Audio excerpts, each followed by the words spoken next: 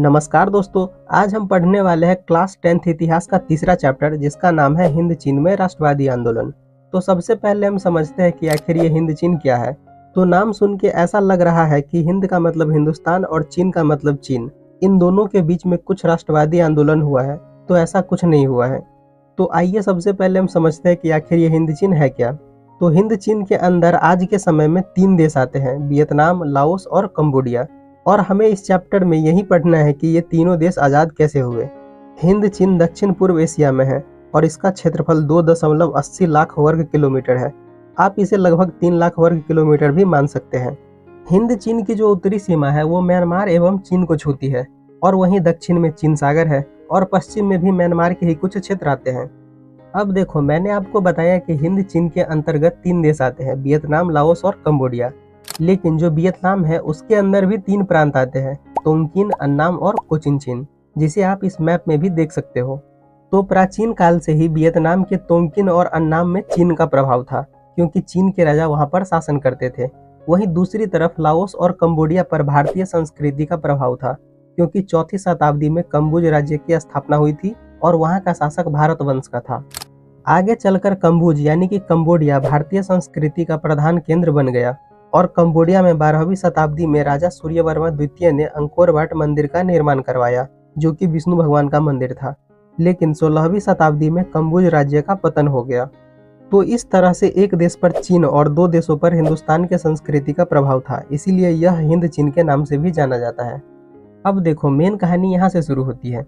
तो हुआ कुछ ऐसा कि 1498 ईस्वी में वास्को डी गामा, जो कि एक पुर्तगाली व्यापारी थे, वो भारत आया था व्यापार करने के लिए। और वास्को डी गामा समुद्र के रास्ते से भारत आया था, और वह समुद्र में घूमते घूमते हिंद चीन जा पहुंचा।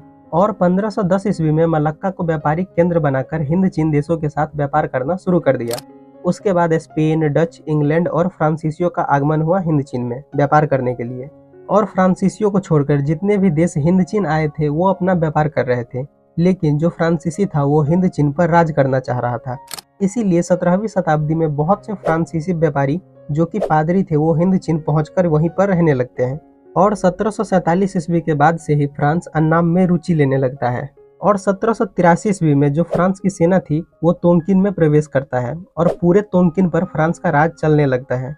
अब ठीक 4 साल बाद 1787 ईस्वी में फ्रांस कोचिन चीन के शासक के साथ संधि कर लेता है, और अब फ्रांसीसी वहां पर अपना अधिकार करना चाह रहा था। लेकिन कोचिन चीन पर फ्रांस अपना अधिकार नहीं जमा पाता है। अब देखो, धीरे धीरे समय बीतता है और 19वीं शताब्दी आती है। 19वीं शताब्दी में अन्नाम और कोचिन चीन दोनों जगह पर फ्रांसीसी पादरियों की गतिविधि बहुत ज्यादा बढ़ जाती है, और फ्रांसीसियों के खिलाफ हिंसक आंदोलन होने लगते हैं। इन सब परिस्थितियों को देखकर फ्रांस 1862 ईस्वी में अपनी सेना अन्नाम और कोचिन चीन में उतारता है, और फ्रांस अपनी सेना के दम पर कोचिन चीन पर कब्जा कर लेता है और अन्नाम के साथ संधि कर लेता है।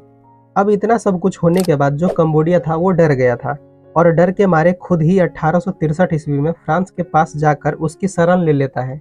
और अन्नाम के साथ जो संधि हुआ था वो लगभग 20 साल तक चलती है। लेकिन इन 20 सालों में फ्रांसीसी धीरे धीरे अन्नाम पर भी अपना दबदबा बढ़ा रहा था, और 1884 ईस्वी में फ्रांस अन्नाम पर पूरी तरह से कब्जा कर लेता है। और 20वीं शताब्दी के शुरू में ही 1904 ईस्वी में फ्रांस लाओस पर भी कब्जा कर लेता है। इस तरह से फ्रांस 20वीं शताब्दी के शुरुआत तक पूरे हिंद चीन पर कब्जा कर लेता है। अब देखो, सवाल यहाँ पर यह आता है कि हिंद चीन में तो कई सारे देश आए थे व्यापार करने के लिए, लेकिन फ्रांस ने ही हिंद चीन पर कब्जा क्यों किया। तो फ्रांस ने हिंद चीन पर कब्जा इसीलिए किया क्योंकि जब फ्रांस भारत और चीन में गया था व्यापार करने के लिए, तो वहां पर देखा कि यहाँ पर पहले से ही अंग्रेज है, और उस समय पर अंग्रेजों का दबदबा वहां पर बहुत ज्यादा था। इसीलिए वहां से फ्रांसीसियों को जाना पड़ा, और वो फिर हिंद चीन आ गए व्यापार करने के लिए। और जब फ्रांसीसी हिंद चीन आए तो देखा कि यहाँ पर किसी का भी दबदबा नहीं है। लेकिन इनसे भी बड़ी बात यह थी कि हिंद चीन में औद्योगिकीकरण के लिए कच्चा माल बहुत ज्यादा था, और साथ ही वस्तुओं को बेचने के लिए बाजार भी उपलब्ध था। इन सब के अलावा हिंद चीन में खनिज संसाधन भी बहुत ज्यादा था, जैसे कि कोयला, टीन, जस्ता, टंगस्टन, क्रोमियम इत्यादि। और जो हिंद चीन के लोग थे वो ज्यादातर कृषि पर निर्भर थे। पहाड़ी इलाकों में रबर की खेती होती थी और मैदानी क्षेत्र में धान की खेती होती थी। अब देखो, सबसे पहले फ्रांसीसियों ने व्यापारिक नगरों और बंदरगाहों का शोषण करना शुरू किया। उसके बाद किसानों और मजदूरों का भी शोषण करना शुरू कर दिया, और साथ ही फ्रांसीसियों ने कृषि की उत्पादकता को बढ़ाने के लिए नहर बनवाए, जिनसे पानी सभी खेतों तक पहुंच जाए। इन सब के अलावा फ्रांसीसियों ने किसानों से दलदल जमीन और जंगलों में भी खेती करवाना चालू कर दिया। और इनसे हुआ ये कि 1931 ईस्वी तक वियतनाम विश्व का तीसरा सबसे ज़्यादा चावल निर्यात करने वाला देश बन गया था। इसके अलावा रबर बागानों और कारखानों में मजदूरों से एक तरफा अनुबंध व्यवस्था पर काम लिया जाता था। एक तरफा अनुबंध व्यवस्था एक तरह की बंधुआ मजदूरी थी, जहां पर मजदूरों का कोई अधिकार नहीं था, जबकि मालिक को असीमित अधिकार प्राप्त था। फ्रांसीसियों ने मजदूरों का भी बहुत ज़्यादा शोषण किया। 8 घंटे के बदले 14 घंटा काम करवाते थे और पैसा भी बहुत कम देते थे। हालांकि इन सब के बावजूद भी फ्रांसीसियों ने उत्तरी हिंद चीन से दक्षिणी हिंद चीन तक विशाल रेल नेटवर्क और सड़क का निर्माण करवाया। लेकिन इनसे भी सिर्फ फ्रांसीसियों को ही फायदा हुआ। किसान और मजदूरों का जीवन स्तर और भी गिरता जा रहा था, क्योंकि सारी व्यवस्था ही शोषण करने के लिए बनाया गया था। यहाँ तक कि जब शिक्षा की बात आई तो पहले हिंद चीन के लोगों को स्थानीय भाषा या चीनी भाषा में शिक्षा मिलती थी, लेकिन अब फ्रांसीसियों के आने के बाद हिंद चीन के लोगों को फ्रांसीसी भाषा में शिक्षा दी जाने लगी। लेकिन वहाँ पर रहने वाले फ्रांसीसियों को इस बात से डर लगने लगा था कि अगर हिंद चीन के लोग ज़्यादा शिक्षित हो जाएंगे तो वो लोग फ्रांसीसियों के खिलाफ हो जाएंगे। इस वजह से फ्रांसीसियों ने आम लोगों को शिक्षा से दूर रखने का प्रयास किया और स्कूल के अंतिम साल की परीक्षा में अधिकतर स्थानीय बच्चों को फेल कर दिया जाता था। और जब 1920 ईस्वी के दशक में हनोई विश्वविद्यालय के छात्र और छात्राएं राजनीतिक पार्टियां बनाने लगे तो फ्रांसीसियों ने हनोई विश्वविद्यालय को ही बंद कर दिया। इन सब वजह से स्थानीय जनता और कोलोनों के बीच जमीन आसमान का अंतर हो गया था।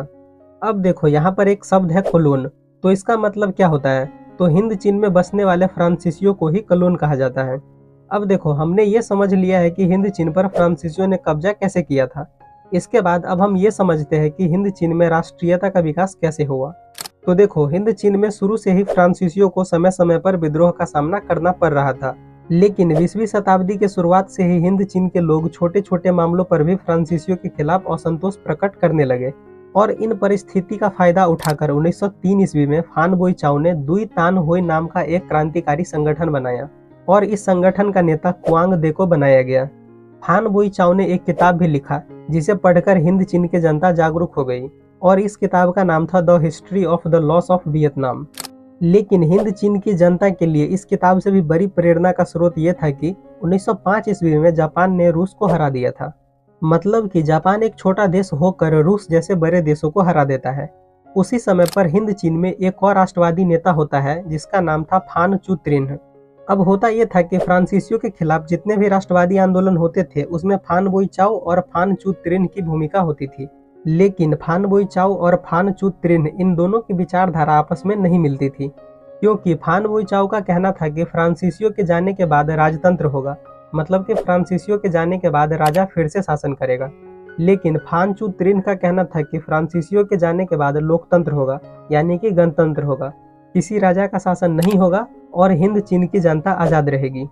इसके बाद हुआ ये कि हिंद चीन के कुछ छात्र जो जापान में शिक्षा प्राप्त करने गए थे वो फान चू त्रिन्ह के विचारों का समर्थन करने लगे और इन सब छात्रों ने मिलकर एक संगठन बनाया और उस संगठन का नाम था वियतनाम कुवान फुक हुई, मतलब कि वियतनाम मुक्ति एसोसिएशन। हालांकि हिंद चीन में इतने सारे संगठन बन रहे थे, लेकिन ये सभी संगठन वियतनाम के कोचिन चीन और नाम तोंगकिन शहर में ही बन रहे थे, क्योंकि शुरुआत में राष्ट्रवाद सिर्फ वियतनाम में ही था। लेकिन जब प्रथम विश्व युद्ध हुआ तो हिंद चीन के लोगों को फ्रांस ने जबरदस्ती सेना में भर्ती करना शुरू कर दिया और हजारों मजदूरों को बिना पैसे दिए ही जबरदस्ती फ्रांस ले जाकर काम करवाना शुरू कर दिया। लेकिन इन सबसे ज्यादा बुरी बात यह थी कि प्रथम विश्व युद्ध में हिंद चीन के जितने भी सैनिक थे उन सबको फ्रांस पहले वाले लाइन में खड़ा कर देता था, जिसकी वजह से सबसे पहले हिंद चीन के सैनिक मरते थे और मरने वालों में सबसे ज्यादा संख्या हिंद चीन के सैनिकों की होती थी, जो लड़ाई उनकी थी भी नहीं। अब इन सब बातों से हिंद चीन के लोगों पर प्रभाव पड़ता है और 1914 ईस्वी में देशभक्तों ने मिलकर एक और संगठन बनाया और उस संगठन का नाम था वियतनामी राष्ट्रवादी दल। और इस संगठन का पहला अधिवेशन कैंटन में हुआ, लेकिन फ्रांसीसी सरकार ने इस संगठन को ही खत्म कर दिया। दूसरी तरफ जनता की हालत और भी ज्यादा खराब होते जा रही थी, जिसके कारण जनता ने गुस्से में आकर 1919 ईस्वी में चीनी बहिष्कार आंदोलन किया था, क्योंकि चीन का नियंत्रण हिंद चीन के कृषि उत्पाद, व्यापार एवं मत्स्य व्यापार पर था। फिर भी चीन हिंद चीन के जनता को सपोर्ट नहीं कर रही थी और इसी समय पर एक और संगठन की स्थापना होती है और उस संगठन का नाम था अनामी दल। और इस संगठन को जिसने बनाया था उसका नाम था जुएंगुएन आई और ये पार्टी मास्को के कैंटन से प्रभावित थी और यह आतंकी यानी कि हिंसक विचारों वाली पार्टी थी। अब देखो, प्रथम विश्व युद्ध 1918 ईस्वी में खत्म हो गया, लेकिन ठीक एक साल पहले 1917 ईस्वी में एक वियतनामी छात्र की एंट्री होती है, जिसने वियतनाम की आज़ादी में बहुत बड़ी भूमिका निभाई थी, और उस छात्र का नाम था हो ची मिन्ह। तो अब हम समझते हैं हो ची मिन्ह के बारे में। तो हो ची मिन्ह का जन्म 19 मई 1890 ईस्वी में वियतनाम के एक छोटे से गांव में हुआ था, और इसके बचपन का नाम न्यूगन आई कोक था। हो ची मिन्ह पढ़ने के लिए पेरिस गए हुए थे, लेकिन वहां पर वो साम्यवादी विचारधारा से प्रभावित होकर 1917 ईस्वी में साम्यवादियों का एक गुट बनाया। इसके बाद हो ची मिन्ह और ज़्यादा शिक्षा प्राप्त करने के लिए मॉस्को चले गए। बाद में उन्होंने 1925 ईस्वी में वियतनामी क्रांतिकारी दल का गठन किया, और जितने भी लोग इस संगठन से जुड़ते थे उसे सैनिक शिक्षा भी दिया जाता था। और हो ची मिन्ह ने 1930 ईस्वी में वियतनाम में जितने भी राष्ट्रवादी संगठन बने थे उन सबको एकजुट किया, और वियतनाम कांग सांग देंग यानी कि वियतनाम कम्युनिस्ट पार्टी की स्थापना की।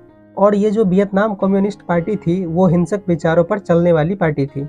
अब देखो, होता ऐसा है कि 1930 के दशक में हिंद चीन में बेरोजगारी बढ़ती चली जा रही थी, और इससे परेशान होकर बहुत सारे लोग साम्यवाद को अपना रहे थे, और साम्यवादी आंदोलन जोर पकड़ता जा रहा था। अब इस राष्ट्रवादी आंदोलन को खत्म करने के लिए फ्रांसीसी सरकार ने आंदोलनकारियों पर गोलियां चलवा दी।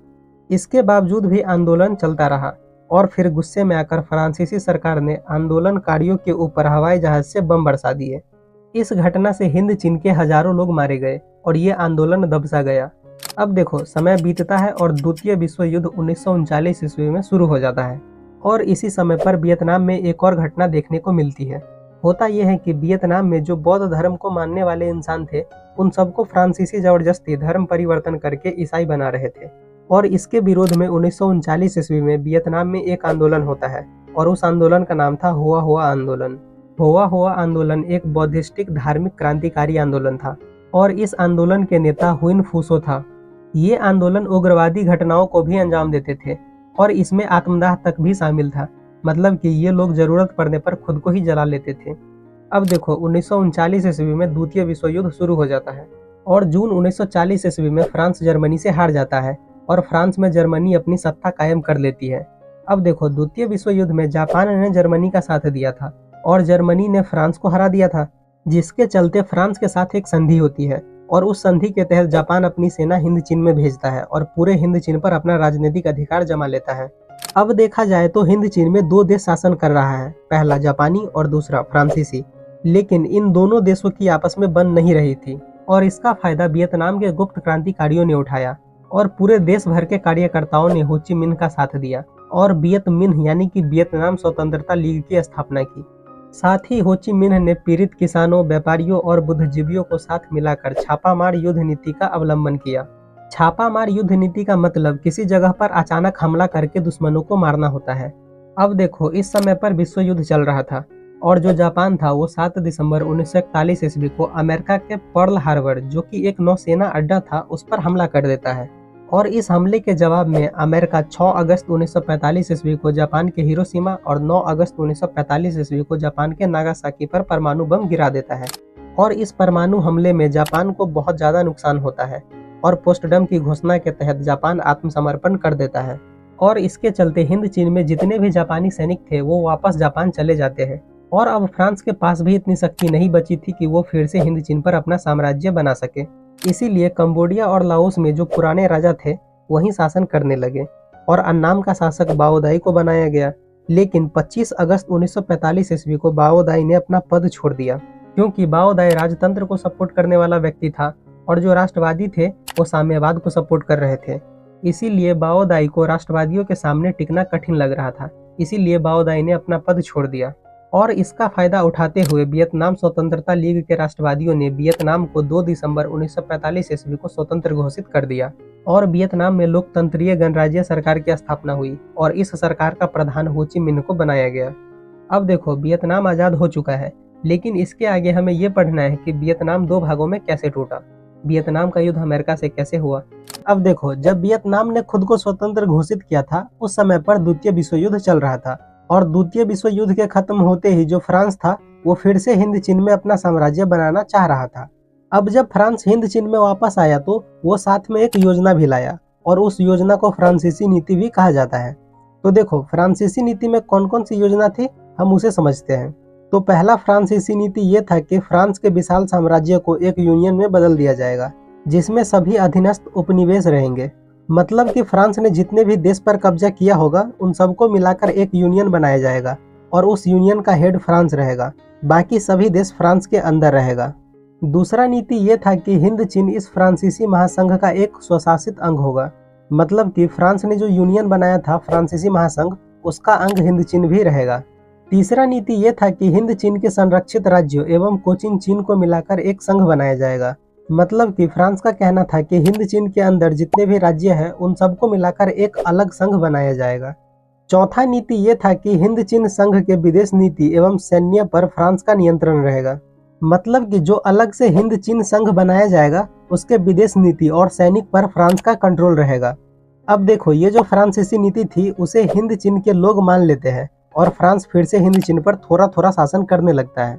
अब इसका फायदा उठाकर फ्रांस अपनी सेना वियतनाम के सैगान नामक जगह पर भेजती है, जहां पर वियतनामी छापामारों ने फ्रांसीसी सेना के साथ भयंकर युद्ध किया और फ्रांसीसी सेना सैगान में ही फंसी रही, जिसके चलते 6 मार्च 1946 ईस्वी को फ्रांस और वियतनाम के बीच हनोई समझौता होता है और इस समझौते में फ्रांस ने वियतनाम को स्वतंत्र मान लिया और साथ ही यह भी माना गया कि वियतनाम हिंद चीन संघ में ही रहेगा और जो हिंद चीन संघ है वो फ्रांसीसी यूनियन में रहेगा। इसके अलावा यह भी माना गया कि फ्रांसीसी सेना तोंगकिन में आकर रहेगा। अब देखो, हनोई समझौता हो चुका था, लेकिन इसके बाद भी फ्रांस हिंद चीन संघ के सभी राज्यों में अपना अध्यक्ष बनाना चाह रहा था, लेकिन वियतनामी नेताओं ने इसका विरोध किया। उसके बाद भी फ्रांस कोचिन चीन में जबरदस्ती अपनी सरकार स्थापित कर देता है, जिसके चलते हनोई समझौता टूट जाता है। अब देखो, हो ची मिन्ह के पास इतनी ताकत नहीं थी कि वो फ्रांसीसी सेना का सामने से मुकाबला कर सके, इसीलिए फिर से गोरिल्ला युद्ध शुरू हो गया और इसका फायदा उठाकर फ्रांस बाओ दाई को वियतनाम का शासक बना देता है, क्योंकि वियतनाम में कुछ लोग बाओ दाई को सपोर्ट करते थे और कुछ लोग हो ची मिन्ह को। अब देखो, जो पूरा विश्व था वो अभी तक 2 हिस्सों में बढ़ चुका था, पूंजीवादी और साम्यवादी। मतलब कि पूंजीवादी में वो लोग आते थे जिसके पास पैसा हो, जमीन हो, फैक्ट्री हो। अपने भाषा में कहे तो पूंजीवादी का मतलब अमीर लोग। और साम्यवादी में वो लोग आते थे जो किसान और मजदूर होते थे। अपने भाषा में हम इसे गरीब भी कह सकते हैं। अब देखो, जो देश पूंजीवादी थे उसे अमेरिका और ब्रिटेन सपोर्ट करता था और जो फ्रांस था वो पूंजीवादी था, इसीलिए फ्रांस को अमेरिका और ब्रिटेन का समर्थन प्राप्त था। और जो हो ची मिन्ह था वो साम्यवादी था और वह अभी तक पूर्ण रूप से साम्यवादी सरकार का गठन नहीं कर पाया था और जगह जगह पर हो ची मिन्ह को पूंजीवादियों से टकराना पड़ता था। इन सब परिस्थिति को देखते हुए हो ची मिन्ह ने 1949 ईस्वी में जनवादी चीनी गणराज्य को अपना आदर्श मान लिया और पूरी तरह से साम्यवादी बन गया, जिसके चलते 1950 ईस्वी में रूस और चीन ने वियतनाम को मान्यता दे दी कि वो भी साम्यवादी है और साथ ही वियतनाम को सैनिक और तकनीकी सहायता भी देना शुरू कर दिया। अब देखो, 1950 ईस्वी तक हिंद चीन की स्थिति बहुत जटिल हो गई थी, क्योंकि उत्तरी वियतनाम में हो ची मिन्ह की सरकार थी और दक्षिणी वियतनाम में फ्रांस समर्थित माओ दाई की सरकार थी। और जो लाओस और कंबोडिया था उसमें पुराने राजा शासन कर रहे थे जो फ्रांसीसियों के नियंत्रण में था। अब देखो, वियतनाम में गोरिल्ला युद्ध पहले से ही शुरू था, लेकिन इसी दौरान दिएन वियन फू नाम के जगह पर गोरिल्ला सैनिकों ने आक्रमण कर दिया और लगभग 16,000 फ्रांसीसी सैनिकों को आत्मसमर्पण करना पड़ा और दिएन वियन फू नाम के जगह पर साम्यवादियों का अधिकार हो गया। अब देखो, जब ये बात अमेरिका को पता चला कि दिएन वियन फू नाम के जगह पर साम्यवादियों का अधिकार हो गया है, तो इस बात से अमेरिका को बहुत ज़्यादा गुस्सा आया, क्योंकि अमेरिका पहले से ही फ्रांस को सपोर्ट कर रहा था और उस टाइम पर अमेरिका का सबसे बड़ा दुश्मन रूस था जो हो ची मिन्ह और साम्यवादियों को सपोर्ट कर रहा था। अब देखो, गुस्से में आकर अमेरिका ने हिंद चीन में अपनी सेना उतारने की घोषणा कर दी। उस समय पर ऐसा लग रहा था कि जैसे तीसरा विश्व युद्ध अब शुरू हो जाएगा। इन सब परिस्थिति को देखते हुए 1954 ईस्वी में एक सम्मेलन हुआ जिसे जेनेवा समझौता कहा जाता है। जेनेवा समझौता ने पूरे वियतनाम को 2 हिस्सों में बांट दिया, उत्तरी वियतनाम और दक्षिणी वियतनाम। और जो दक्षिणी वियतनाम था उसको अमेरिका सपोर्ट कर रही थी और दक्षिणी वियतनाम में ही 1939 ईस्वी से एक धार्मिक वर्ग आंदोलन कर रहा था और उस आंदोलन का नाम था हुआ हुआ आंदोलन। अब होता यह है कि दक्षिणी वियतनाम में अमेरिका समर्थित सरकार में एक नेता था जिसका नाम था न्यो दिन दियम। न्यो दिन दियम ने बड़ी क्रूरता से हुआ आंदोलन को दबाना शुरू कर दिया। वहीं दूसरी तरफ जेनेवा समझौता के तहत लाओस और कंबोडिया में भी शासन व्यवस्था बदल दी गई और वहां पर संसदीय शासन प्रणाली व्यवस्था लागू किया गया। लेकिन इसके बावजूद भी कंबोडिया और लाओस में साम्यवादी प्रभाव बढ़ता ही जा रहा था। वहीं दूसरी तरफ अमेरिका इस साम्यवादी प्रभाव को रोकना चाह रहा था। अब देखो, इसके आगे हमें 4 और टॉपिक पढ़ने हैं। पहला लाओस में गृह युद्ध, दूसरा कंबोडिया में संकट, तीसरा वियतनाम गृह युद्ध और अमेरिका, और चौथा माइली गांव की घटना। तो अब हम इन सबको एक एक करके अच्छे से समझते हैं। तो सबसे पहले हम समझते हैं लाओस में गृह युद्ध। तो देखो, 1954 ईस्वी में जेनेवा समझौता के बाद लाओस में संसदीय प्रणाली व्यवस्था लागू किया गया और जेनेवा समझौता में लिए गए फैसले की देखभाल करने के लिए 30 सदस्यीय अंतर्राष्ट्रीय निगरानी आयोग का गठन किया गया और इस आयोग का सदस्य भारत, कनाडा और पोलैंड को बनाया गया। अब देखो, जब हो ची मिन्ह ने वियतनाम में साम्यवाद लाया था तो इसका प्रभाव पूरे हिंद चीन पर पड़ा था और जो उत्तरी लाओस था उसके 2 प्रांत फुंगसाली और होउ फ्रांस पर साम्यवादियों का सबसे ज्यादा प्रभाव था। अब देखो, होता यह है कि दक्षिणी वियतनाम में अमेरिका समर्थित बाओदाई सरकार का संचालन न्यो दिन दियम के हाथों में था और दक्षिणी वियतनाम में पहले के जो राजा थे उनको बाओदाई की सरकार में कोई जगह नहीं मिला था। इसीलिए दक्षिणी वियतनाम के राजघराने के 3 सौतेले भाइयों ने लाओस पर राजनीतिक पकड़ पाने के लिए अलग अलग रास्ते अपना लिए। इन तीनों भाइयों में से जो पहला राजकुमार था उसका नाम सुबन फुमा था, जो कि एक तटस्थतावादी था। मतलब कि इसको किसी भी सरकार से कोई दिक्कत नहीं थी, यह सिर्फ शासन करना चाह रहा था। और जो दूसरा राजकुमार था उसका नाम था सुफन बोंग, लेकिन वो पाठेत लाओ के नाम से प्रसिद्ध था और ये अपना सैन्य संगठन बनाकर पूरे लाओस में साम्यवादी व्यवस्था लाना चाहता था। और जो तीसरा राजकुमार था उसका नाम था फूमी नोसबान और ये दक्षिण पंथ का अनुसरण करने वाला था। मतलब कि ये दक्षिणी वियतनाम जैसी व्यवस्था लाओस में भी लाना चाहता था। अब देखो, ये तीनों भाई अपनी राजनीतिक प्रभाव बढ़ाने के लिए लाओस में संघर्ष कर रहा था और ऊपर से रूस और अमेरिका दोनों गुटों का समर्थन कर रहा था, जिसके चलते लाओस में अस्थिरता की स्थिति पैदा हो जाती है। और इन सब परिस्थिति को देखते हुए 25 दिसंबर 1955 ईस्वी को लाओस में चुनाव होता है और चुनाव के बाद राष्ट्रीय सरकार का गठन हुआ और सुवन फुमा के नेतृत्व में सरकार बनी। लेकिन पाठेत लाओ ने इसका विरोध करते हुए गुरिल्ला युद्ध शुरू कर दिया। लेकिन 1957 ईस्वी में दोनों के बीच समझौता हुआ और पाठेत लाओ की पार्टी नियो लियो हक्सत के सदस्यों को भी सरकार में जगह मिल गई। लेकिन जब ये बात अमेरिका को पता चला कि सुवन फुमा और पाठेत लाओ साथ में मिलकर सरकार चला रहा है, तो यह बात अमेरिका को बर्दाश्त नहीं हुआ, क्योंकि जो पाठेत लाओ था वो साम्यवादी था और अमेरिका को साम्यवादी पसंद नहीं था। इसीलिए अमेरिका ने दोनों भाइयों के बीच झगड़ा लगा दिया, जिसके चलते समझौता टूट गया और फिर से गुरिल्ला युद्ध शुरू हो गया। अब इन सब परिस्थिति का फायदा उठाकर तीसरा भाई फूमी नोसबान ने अपना सरकार बना लिया। लेकिन 3 महीने बाद ही फिर से तख्ता पलट हुआ और कैप्टन कांगली, जो कि फ्रांसीसी सेना के अधिकारी थे, उसके नेतृत्व में सैनिक सरकार बनी। लेकिन तीनों भाइयों ने मिलकर कैप्टन कांगली को उत्तर दिशा की ओर भगा दिया। इस तरह से लाओस में भयंकर गृह युद्ध होने लगा। अब इन सब को देखते हुए भारत ने मई 1961 ईस्वी में 14 राष्ट्रों की एक सम्मेलन बुलाया और इस सम्मेलन में तीनों राजकुमारों को साथ में मिलकर मंत्रिमंडल बनाने को बोला गया और इस बात पर सहमति भी बन गई। लेकिन अमेरिकी षड्यंत्र के कारण लाओस के विदेश मंत्री की हत्या हो गई और फिर से गृह युद्ध शुरू हो गया। इन सब परिस्थिति को देखते हुए लाओस में एक बार फिर से चुनाव हुआ और इस बार चुनाव के द्वारा सुवन फुमा को प्रधानमंत्री और फूमी नोसबान को उप प्रधानमंत्री बनाया गया। इस चुनाव से असंतुष्ट होकर पाठेत लाओ ने 1970 ईस्वी में लाओस पर हमला कर दिया और लाओस के जोर्स नामक मैदान पर कब्जा कर लिया। अब अमेरिका ने इस युद्ध में बहुत ज्यादा बमबारी की, लेकिन पाठेत लाओ के हमले को नहीं रोक पाया। वहीं दूसरी तरफ हजारों दक्षिणी वियतनामी सैनिक, अमेरिकी सैनिक, युद्धक विमान और बम वर्षक हेलीकॉप्टर लाओस में प्रवेश किया और इन सब का मकसद हो ची मिन्ह मार्ग पर कब्जा करना था। लेकिन हो ची मिन्ह मार्ग पर सभी सैनिक फंस जाते हैं और लाओस के प्रबल प्रतिरोध के कारण सभी सैनिक को वापस लौटना पड़ता है और अमेरिका यह युद्ध हार जाता है और लाओस में साम्यवादियों की जीत हो जाती है। तो देखो, हमने लाओस के गृह युद्ध को अच्छे से समझ लिया है। अब हमें इस चैप्टर में 3 और टॉपिक पढ़ने हैं कंबोडियाई संकट को। तो देखो, 1954 ईस्वी में जेनेवा समझौता के बाद कंबोडिया को स्वतंत्र घोषित करके संवैधानिक राजतंत्र को स्वीकार किया गया और राजकुमार नरोत्तम सिंहानुक को शासक बनाया गया। नरोत्तम सिंहानुक गुट निरपेक्षता के नीति पर कायम था। मतलब कि नरोत्तम सिंहानुक दुनिया के किसी भी देश के गुट में शामिल नहीं था।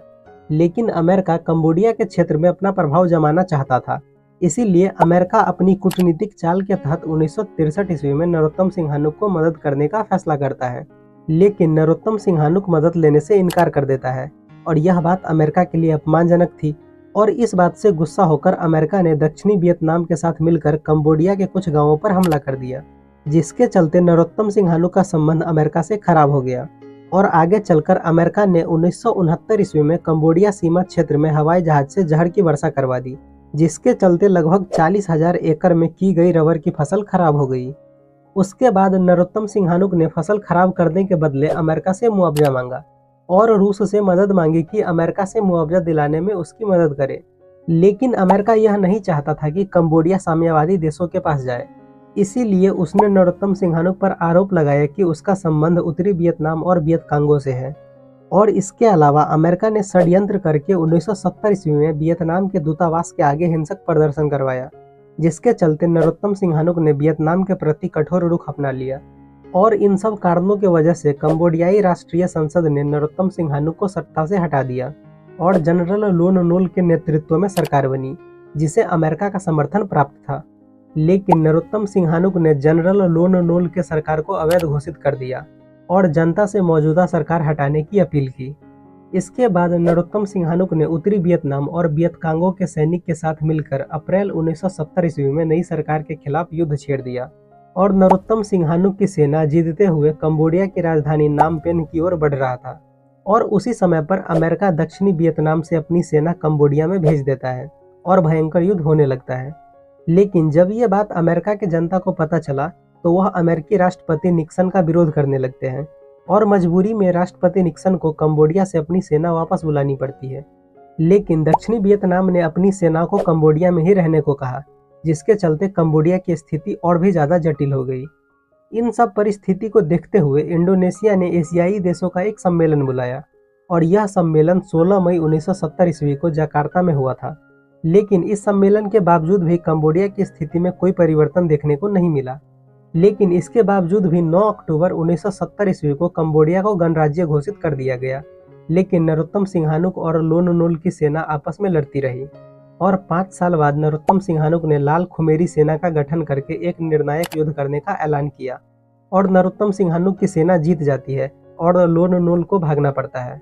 और अप्रैल 1975 ईस्वी में कंबोडिया में गृह युद्ध समाप्त हो जाता है और कंबोडिया का नाम बदलकर कंपुचिया कर दिया जाता है। गृह युद्ध समाप्त होने के बाद नरोत्तम सिंहानुक फिर से कंबोडिया का राष्ट्र अध्यक्ष बनते हैं। लेकिन 3 साल बाद 1978 ईस्वी में नरोत्तम सिंहानुक राजनीति से संन्यास ले लेते हैं। नरोत्तम सिंहानुक के बाद कंबोडिया का शासक ख्यू सम्फान और पोल पोट बनता है और ये दोनों मार्क्सवादी विचारधारा के थे, जिसके चलते कंबोडिया में आतंक का दौर आ गया था। लेकिन 1979 ईस्वी में हेंग सामरिन नाम के एक नेता ने संयुक्त मोर्चे का गठन किया और ख्यू सम्फान और पोल पोट को हरा दिया। तो देखो, इस तरह से अमेरिका की नीति कंबोडिया के अंदर असफल रही और अमेरिका कंबोडिया के अंदर साम्यवाद को फैलने से नहीं रोक पाया। तो हमने कंबोडियाई संकट को अच्छे से समझ लिया है। तो अब हम समझते हैं वियतनामी गृह युद्ध और अमेरिका को। तो देखो, 1954 ईस्वी में जेनेवा समझौता के बाद वियतनाम 2 भागों में टूट जाता है, उत्तरी वियतनाम और दक्षिणी वियतनाम। लेकिन इसके बावजूद भी वहां पर शांति नहीं के बराबर थी, क्योंकि उत्तरी वियतनाम में साम्यवादी सरकार थी तो वहीं दक्षिणी वियतनाम में पूंजीवादी सरकार थी। अब देखो, जेनेवा समझौता में ये बात भी कही गई थी कि अगर जनता चाहे तो चुनाव कराकर पूरे वियतनाम का एकीकरण किया जाएगा। और उसी समय से उत्तरी वियतनाम चाहता था कि वियतनाम का एकीकरण हो। यहाँ तक कि दक्षिणी वियतनाम की जनता भी यही चाहती थी कि वियतनाम का एकीकरण हो जाए। लेकिन दक्षिणी वियतनाम की सरकार नहीं चाहती थी कि वियतनाम का एकीकरण हो। इसीलिए दक्षिणी वियतनाम के जनता ने 1960 ईस्वी में वियतकांग मतलब कि राष्ट्रीय मुक्ति सेना का गठन किया और सरकार के विरुद्ध हिंसात्मक संघर्ष शुरू कर दिया। और 1961 ईस्वी तक दक्षिणी वियतनाम की स्थिति इतनी ज़्यादा खराब हो गई कि वहां पर आपातकाल की घोषणा करना पड़ा और पूरे दक्षिणी वियतनाम में गृह युद्ध शुरू हो गया। अब देखो, अमेरिका ने सितंबर 1961 ईस्वी में एक श्वेत पत्र जारी किया और उस श्वेत पत्र का नाम था शांति को खतरा। और इस पत्र में लिखा था कि दक्षिणी वियतनाम में गृह युद्ध का जिम्मेवार हो ची मिन्ह है। इसके बाद अमेरिका ने 1962 ईस्वी में अपने 4000 सैनिकों को दक्षिणी वियतनाम की मदद करने के लिए भेज दिया। लेकिन दक्षिणी वियतनाम की सच्चाई ये थी कि वहां के शासक न्यो दिन दियम के अत्याचारों से जनता परेशान हो चुकी थी और यहाँ तक कि बौद्ध धार्मिक जनता मजबूरी में आत्मदाह कर रही थी। इसी सब को देखते हुए 1963 ईस्वी में दक्षिणी वियतनाम के सेना ने विद्रोह करके न्यो दिन दियम को मार दिया और सैनिक सरकार की स्थापना कर दिया। लेकिन इनसे भी जनता की स्थिति में कोई सुधार देखने को नहीं मिला और वियतकांग का संघर्ष चलता रहा। अब देखो, अमेरिका को ऐसा लग रहा था कि जितना भी कुछ दक्षिणी वियतनाम में हो रहा है वो सब उत्तरी वियतनाम की वजह से हो रहा है। इसीलिए अमेरिका ने 5 अगस्त 1964 ईस्वी को उत्तरी वियतनाम पर आक्रमण कर दिया और यह आक्रमण इतना बड़ा था कि आप इसका अंदाजा इस बात से लगा सकते हो कि इस युद्ध में खतरनाक हथियार, टैंक, बमवर्षक विमान, रासायनिक हथियार नापाम, ऑरेंज एजेंट और फास्फोरस बमों का इस्तेमाल किया गया था। लेकिन इन सब हथियारों में सबसे ज़्यादा खतरनाक हथियार रासायनिक हथियार नापाम और ऑरेंज एजेंट था, क्योंकि नापाम एक तरह का ऑर्गेनिक कंपाउंड था जो अग्नि बम और गैसोलीन का मिश्रण था, और जब यह नापाम त्वचा से चिपकता था तो वह जलने लगता था। और जो एजेंट ऑरेंज था वो एक तरह का जहर था, और इनसे होता ये था कि पेड़ों की पत्तियां तुरंत झुलस जाती थी और पेड़ मर जाता था। और इसका प्रयोग जंगलों को खत्म करने के लिए किया गया था। लेकिन अमेरिका ने इसका प्रयोग जंगलों के साथ साथ खेतों और इंसानों पर भी किया, जिसके चलते जन्म लेने वाले बच्चे विकलांग पैदा होते थे। अब देखो, अमेरिका ये जो युद्ध लड़ रहा था वो उत्तरी वियतनाम के अलावा दक्षिणी वियतनाम के वियतकांग और उसको सपोर्ट करने वाले जनता के खिलाफ भी लड़ रहा था। यहाँ तक कि निर्दोष ग्रामीणों की भी हत्या कर देता था, तो कभी पूरे गांव में आग लगा देता था। 1967 ईस्वी तक हाल ऐसा हो गया था कि अमेरिका ने वियतनाम पर इतना ज्यादा बम बरसाया था कि जितना बम द्वितीय विश्व युद्ध में जर्मनी ने इंग्लैंड पर भी नहीं बरसाया था। इन सब कारणों की वजह से अमेरिका का विरोध राष्ट्रीय और अंतर्राष्ट्रीय स्तर पर होने लगा। फिर भी अमेरिका युद्ध करता रहा, जिसकी वजह से अमेरिका की अर्थव्यवस्था खराब होने लगी और प्रति वर्ष 2 से ढाई अरब डॉलर का खर्चा बढ़ गया। वहीं दूसरी तरफ वियतनाम अब साम्यवाद या पूंजीवाद के लिए नहीं लड़ रहा था, बल्कि वो अपना अस्तित्व और अपने राष्ट्र को बचाने के लिए लड़ रहा था। यहाँ तक कि जो वियतनामी महिलाएं थी वो अपने पीठ पर बच्चे को बांधकर फुल पैंट पहनकर हाथों में बंदूक लेकर युद्ध में शामिल हो जाती थी। और कुछ महिलाएं हो ची मिन्ह मार्ग की मरम्मत करती थी, क्योंकि अमेरिका हो ची मिन्ह मार्ग को नष्ट करना चाहता था, क्योंकि यह हो ची मिन्ह मार्ग उत्तरी वियतनाम से शुरू होकर लाओस, कंबोडिया होते हुए दक्षिणी वियतनाम तक जाता था, और इस रास्ते से सभी लोग जुड़े हुए थे। अब देखो, 1968 ईस्वी में जो वियतकांग था वो अमेरिकी शक्ति का प्रतीक पूर्वी पेंटागन सहित कई ठिकानों पर हमला कर देता है, जिसके चलते अमेरिका को काफी नुकसान पहुंचता है। जिसके चलते अब अमेरिका भी शांति चाहता था, लेकिन अपनी शर्तों पर। अतः 1968 ईस्वी में पेरिस में शांति वार्ता शुरू होती है। लेकिन अमेरिका के जिद के कारण 6 महीने तक शांति वार्ता सफल नहीं होती है, क्योंकि वियतनामियों का कहना था कि अमेरिका पहले बमबारी बंद करे और फिर अपनी सेना पूरे वियतनाम से हटाए। लेकिन इसी बीच जो वियतनामी राष्ट्रीयता के जनक थे हो ची मिन्ह, उसकी मृत्यु हो जाती है, और वह मरने से पहले एक चिट्ठी लिखा था जिसमें उन्होंने दक्षिणी वियतनाम को आज़ादी दिलाने की बात की थी। और इसी समय पर माइली गांव की घटना काफी चर्चा में आ जाती है, जिसके वजह से अमेरिकी सेना की आलोचना पूरे विश्व में होने लगती है। जिसके चलते अमेरिकी राष्ट्रपति निक्सन ने शांति के लिए 5 सूत्री योजना की घोषणा की। तो कौन कौन से थे वो 5 सूत्री घोषणा? तो पहला, हिंद चीन की सभी सेनाएं युद्ध बंद कर यथास्थान पर रहे। दूसरा, युद्ध विराम की देखरेख अंतर्राष्ट्रीय पर्यवेक्षक करेंगे। तीसरा, इस दौरान कोई भी देश अपनी शक्ति बढ़ाने का प्रयत्न नहीं करेगा। चौथा, युद्ध विराम के दौरान सभी तरह की लड़ाइयां बंद रहेगी। और पांचवा, युद्ध विराम का अंतिम लक्ष्य पूरे हिंद चीन में संघर्ष का अंत होगा। लेकिन इन शर्तों को मानने से वियतनाम इनकार कर देता है, जिसके चलते अमेरिकी सेना फिर से बमबारी करने लगती है। लेकिन अंतर्राष्ट्रीय स्तर पर अमेरिका की आलोचना हो रही थी। अब राष्ट्रपति निक्सन को भी लग गया था कि सेना वापस बुलानी पड़ेगी, तो उसने फिर से 8 सूत्री योजना जारी किया। लेकिन वियतनामियों ने इसे भी मानने से इनकार कर दिया। लेकिन 24 अक्टूबर 1972 ईस्वी को वियतकांग, उत्तरी वियतनाम, अमेरिका और दक्षिणी वियतनाम के बीच शांति समझौता तय हो गया। लेकिन समझौते में लिए गए फैसले पर वियतकांग और दक्षिणी वियतनाम ने आपत्ति जताई और फिर से फैसले लेने का आग्रह किया।